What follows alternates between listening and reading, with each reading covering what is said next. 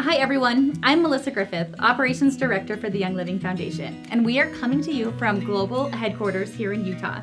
We are so thrilled to have Basma with us, who represents one of our women-led artisan groups. Basma flew all the way from Bethlehem to be here with us today. So thank you so much. We are so excited to chat with you today. I am so excited too. Thank you very much. Really, it's highly appreciated. Yeah.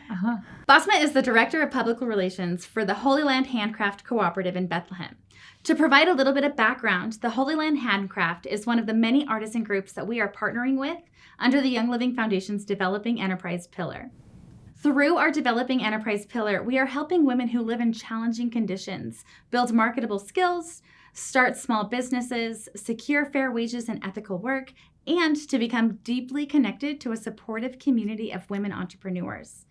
We have seen, and research has confirmed, that when women have the power to make their own money and have control over how they use it, this not only empowers them economically, but it also is one of the best ways to help reduce global poverty. Women empowerment also helps improve the health and nutrition of the family and increases the chances of education for the next generation. Over the last couple of years, we've been able to bring multiple artisan items to the Young Living marketplace.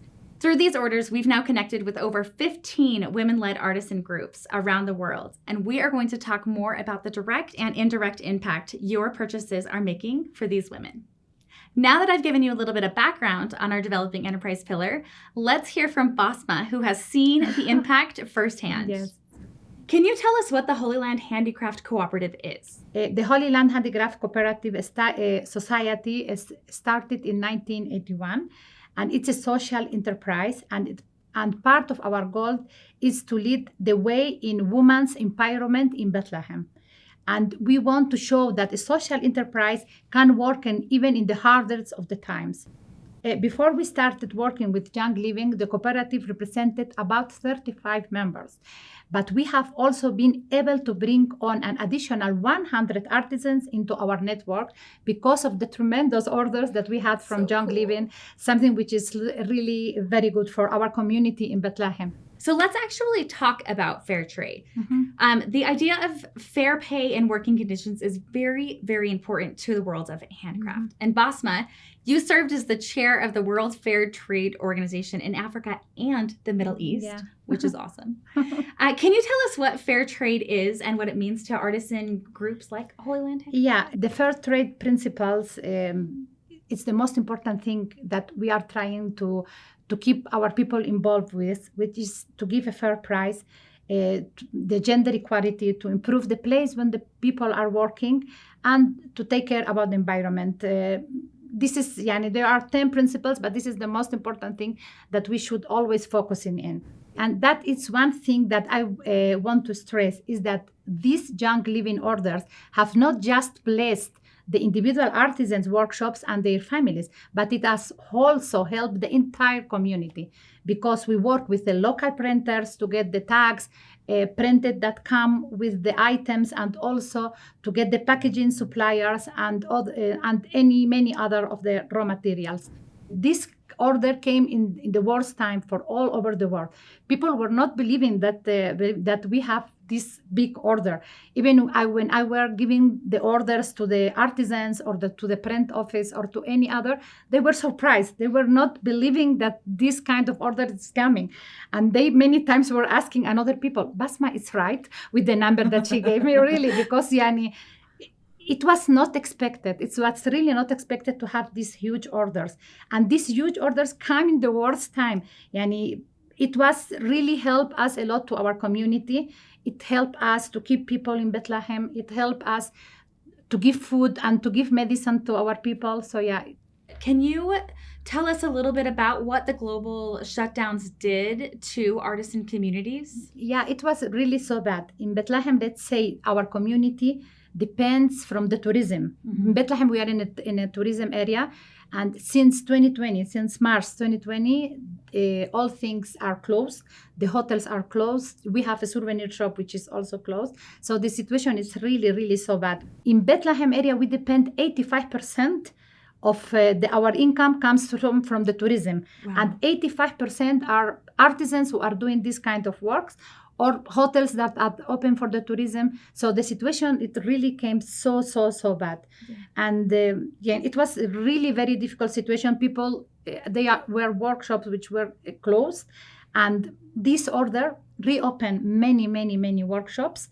And this order really, it was blessed for our community. People were so happy. There's been 3 Young Living orders that have been placed, right? Yes. Which are those orders? Yeah, the first one, it was the blessed trees, that it was 10,000 pieces. Last year's holiday calendar, right? Yeah, okay. yeah. And the second one, it was the cutting boards, that it was also 10,000. And the biggest one, which we are working now, it's the 100,000 pieces. Yeah, and the massage tool. The massage tool. Yeah. I would start to cry as each order came in, as it provided us with a way to survive.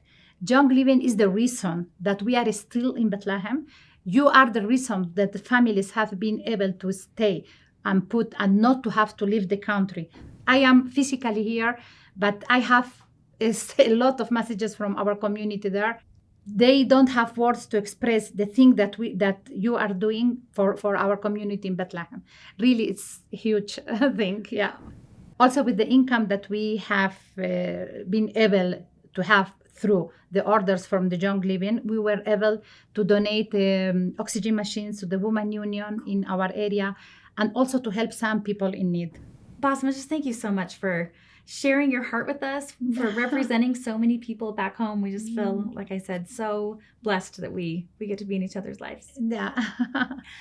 To add on to what Basma just said, I'm excited to announce that since our partnership with Holy Land Handicraft, Young Living orders have been able to provide 66,396 fair pay hours to over 250 artisans, caring for over 1,000 dependents combined, all in Bethlehem. Overall, from 2017 through September of 2021, we've been able to provide 867,229 fair pay hours, and have provided work to over 10,000 artisans worldwide. Mm-hmm.